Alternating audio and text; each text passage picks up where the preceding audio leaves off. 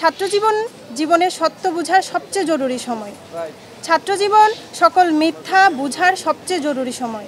সত্যের ধারক হওয়ার সময়, মানব সত্তা বোঝার বিষয়। আমি যে বস্তুর ঊর্ধ্বে, আমি মানুষ, সেই পরিচয়টা শক্তভাবে নিজের মধ্যে ধারণ করার সময়। ছাত্রজীবন শত্রু মিত্র চেনার সময়, সুপদ বিপদ চেনার সময়, উপলব্ধি করার সময়। ছাত্রজীবন ভাষা, গোত্র, দেশ, রাষ্ট্রলিঙ্গ, বর্ডার সব বস্তুর ঊর্ধ্বে আমি মানুষ, সেটা বোঝার সময়। ছাত্রজীবন জীবনের পরম সত্য হিসেবে দয়াময় স্রষ্টার নামে জীবনের সত্য ও স্রষ্টার আলো বন্ধন ও মহান রেসালাতের আলোকে জীবন বোঝার সময়। ছাত্রজীবন স্রষ্টার নামে সব মানুষের কল্যাণে প্রকৃত ধর্ম এবং ধর্মের নামে অধর্মের ধোঁকা বুঝে নিজেকে প্রকৃত ধর্মের ধারক হিসেবে উপস্থাপন করার সময়। ছাত্রজীবন মিথ্যা, জুলুম, অবিচার, খুন, পাশবতা, রুদ্ধতা, দস্যুতার মানবতার সুরক্ষায় সংগ্রামী হওয়ার সময়। পদ্মা সেতু, মেট্রো রেল এবং এলিভেটেড এক্সপ্রেসওয়ে নির্মাণের গর্বিত অংশীদার বসুন্ধরা সিমেন্ট। ছাত্রজীবন সব মানুষের দয়াময় স্রষ্টা ও স্রষ্টার দেওয়া নিরাপত্তা, অধিকার, স্বাধীনতা, মর্যাদা ভিত্তিক মানবতার সমাজ ও মানবতার রাষ্ট্র বোঝার সময়। ছাত্রজীবন জীবনে অবিচ্ছেদ্য বিষয়, অপরিহার্য সুরক্ষা হিসেবে সব মানুষের ভালোবাসা, সব মানুষের কল্যাণ ভিত্তিক, সব মানুষের প্রতিনিধিত্বশীল মানবতার রাজনীতি বুঝার এবং ধারণ করার সময়।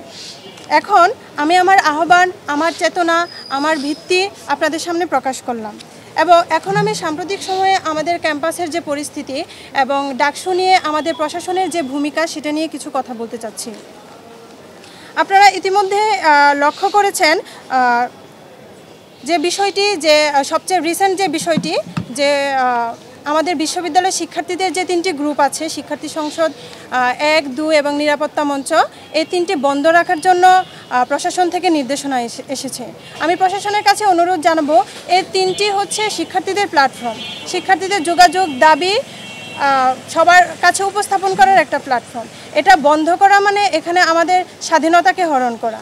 আমি প্রশাসনের কাছে জোর দাবি জানাবো এটা যেন তারা প্রত্যাহার করে। আরেকটা বিষয়, শাটলের বিষয়ে। আমরা যারা ক্যাম্পাসের বাইরে যে হলগুলো আছে, আপনারা জানেন গ্রিন ফাউন্ডেশন থেকে যে শাটলগুলো দেওয়া হয়েছিল সেটা অনেকটা ইফেক্টিভ হয়েছিল। এখন তারা যদি বিশেষ কারণে শাটল বন্ধও করতে চায়, আমার দাবি থাকবে কিছুদিন আগে যে লাল বাসগুলো মেয়েদের হলের জন্য দেওয়া হয়েছে সেগুলো যেন আবার চালু করা হয় এবং ট্রিপ যেন বাড়িয়ে দেওয়া হয়, যাতে হচ্ছে ওইটা সাদা শাটল যেটা, ওইটা বন্ধ থাকলেও শিক্ষার্থীদের অসুবিধা না হয়। আরেকটা বিষয় হচ্ছে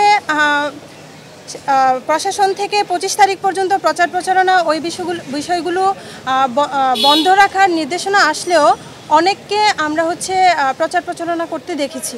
এক্ষেত্রে তারা এটা জানে যে প্রশাসন জানে যে এটা নির্বাচনী প্রচারণার নির্বাচনী নীতিমালার বিরোধী। তারপরেও তারা অপেক্ষায় আছে কি জন্য? কেউ যেন অভিযোগ করবে, সে অভিযোগের ভিত্তিতে তারা পদক্ষেপ নেবে। কেন?